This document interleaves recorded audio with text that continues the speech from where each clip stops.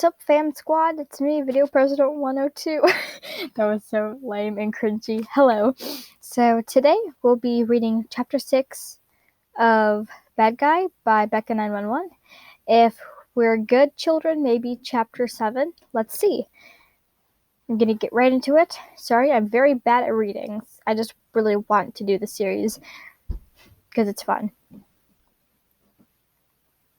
The mirror told him. The glass showed him how broken he appeared, how tired and done he seemed. He needed it to go away. The pain and the throbbing betrayed. He could see his own eyes. He should have known. He was right, all along. He was right in thinking he was alone. Nothing. Then the others had made him feel so guilty and mistrusted them, and he'd opened up. Just a little, but enough to make it hurt. How was he supposed to face Thomas? He couldn't just abandon his house. People would ask questions. Thomas would lose a part of himself that kept him alive. And despite the fact that the boy had chosen that outcome, anxiety knew he had to prevent it. And if he wanted Thomas to take more pills. Patton kept his smile plastered to his face. Thomas chatted to them. To be honest, the parental trait had lost track of the conversation about 5 minutes ago. Too busy trying to keep his broken heart from affecting Thomas. Patton? He blinked and refocused. Sorry, kiddo. Zoned out. Thomas watched him curiously. Logan and I were just deciding whether or not to summon anxiety. His input could be good right now. Patton's chest... I'm sorry, I just wanted to do that. Patton's chest tightened and he managed to keep a pleasant smile. As long as he isn't too grisly when he shows up, that would be unbearable. Thomas groaned and Logan sighed, but Roman did nothing but fiddle with his hands nervously. The traits all knew that anxiety would flip if he was to face Thomas, but they could say nothing without alarming their host. I heard my name. Anxiety! Thomas welcomed, slightly nervous. The memory of him taking anxiety pills was still fresh in his mind, and he wasn't sure how his darker trait would react. Anxiety saluted him. Don't know what that word is. Oh, there's a lot of big words in this sentence. Anxiety saluted him, and his demeanor cool and collected like usual. Yo. You okay, kiddo? Patton asked carefully. Anxiety shot him a glare. Fine, he responded curtly, and Patton shrank back. Thomas caught the exchange and frowned. Anxiety? That was a bit uncalled for. Patton just asked if you were okay. And I said I was fine, the trait snapped back. Look, why am I here? Right. Thomas sent one last concerned look to Patton, then continued with his issue. Joan and Terrence invited me to a social gathering with some of their friends, but I don't know the people we'll be hanging out with very well. The party goes for a few hours, and I can't hang out with Joan and Terrence the whole night. Why not? Anxiety shrugged. Look, we all know you're an introvert, so why put yourself through it? I'm sure Joan and Terrence won't mind. They'll probably be glad that you don't have to babysit you the entire night. That's not Roman started to argue, but anxiety hissed at him, cutting him off. Hold on, I just really want to hiss. Oh, there go my glasses. Okay. Just give me a second, I'll be able to read again. Okay, there we go. Lots of things aren't unfair. Anxiety snarled. We learned to get used to it, so stop your pitiful whining. Anxiety, Logan scowled. Prince was only doing his duty. And right now, I'm doing mine, Anxiety spat. Thomas, I'll give you the answer I always give you. Don't go, and nothing happens. Go and ruin everything. Your choice. What's wrong with you? Thomas asked. Anxiety laughed humorously. Maybe I'm sick of people trying to get rid of me. I know I'm the bad guy, but seriously, don't make your attempt so obvious. He sank down before he could see the guilt in his host's face. There was something behind him. It wasn't anything he could see, but he could feel it, pushing against his shoulders, and breathing down his neck.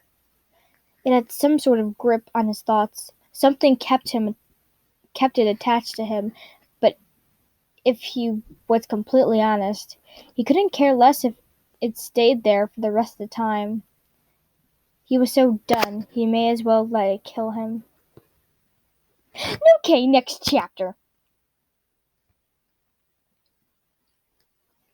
I'm gonna vote for this because it's cool.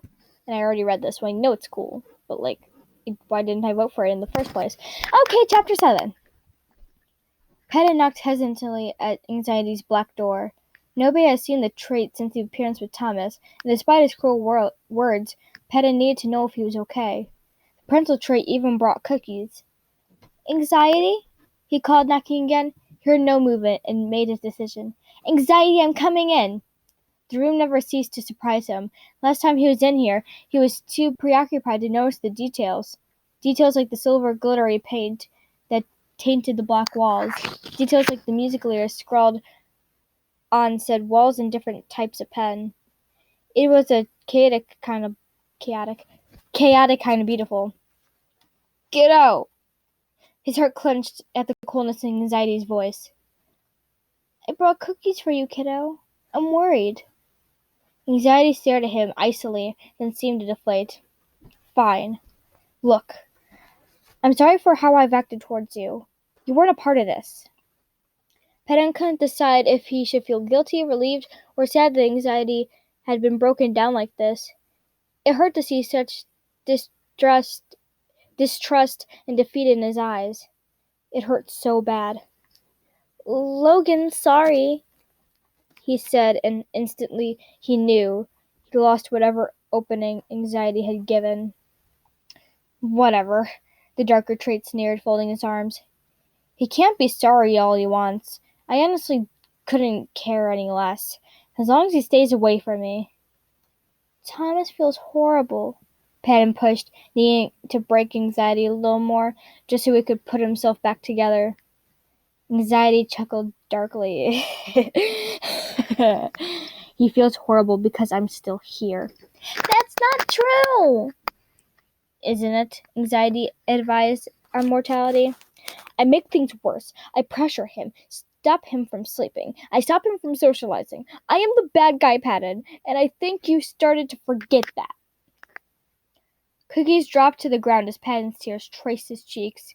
Anxiety stepped back again, showing no signs of remorse as the parental trait fled, slamming the door behind him. When he was convinced there was no one else, he sank to his knees and put his head in his hands. Why? Why was he like this? He shoved everybody away, burned his lifeline, and let himself alone in an ocean full of tears. A disease. That's all he was. Some disorder that needed medication to be handled. He was nothing to anymore. Just there, existing, but not living. He was drowning in his thoughts, in his tears, and gasped for air. He was drowning in pain, in wounds that decorated his already bruised heart. God, he wanted to feel loved. Was that really so bad? You're not wanted by them. He straightened himself up and wiped his face over, fixing up his makeup. If he was drowning, he just had to learn how to swim. That was all. Or maybe he just let himself go under. Roman's heart broke as he found Patton crying in the kitchen. The fanciful side instantly rushed to the blue cloth man and swept him into a hug, breathing deeply as Patton's body shook in his arms. Patton hiccuped, unable to finish his sentence, but Roman knew. Shh. You'll be okay. Somehow, neither could believe his words.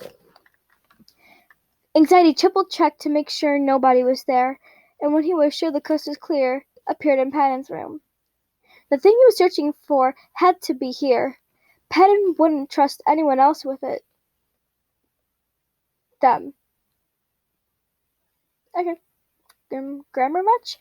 It's okay, I don't do grammars too. You know, grammars are for those goody two-shoes. Okay, I do that sometimes. Hello. It only took him a minute of snooping before he found them, tucked away safely in their little bottle. With his prize tucked in his hoodie, he instantly relocated to his room, breathing heavily. To have such power in his hands. He shook his head. Too bad he couldn't take the pills directly. To do so would be an endanger to Thomas, and he couldn't do that. He physically could not end his existence. It wasn't possible. With a worried smile, Anxiety appeared in Thomas's bedroom and put the bottle of anxiety pills in plain sight. If he couldn't do it himself, his host would have to do it for him. We have time for another part. Okay, let's go. Chapter 8. Anxiety paced around his room, muttering about anything he could think of to keep him from smothering silence to bay. Too much had been happening. Too many people had betrayed him. Too much of his heart was broken. His door slammed open, startling the dark trait. Logan stood in the doorway, anger seeping from his body.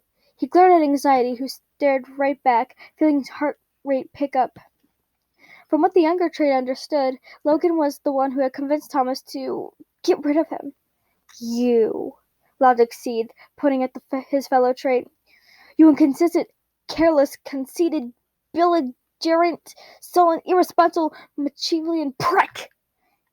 Anxiety blinked. He didn't even know what half those words meant. How was he supposed to take offense to them?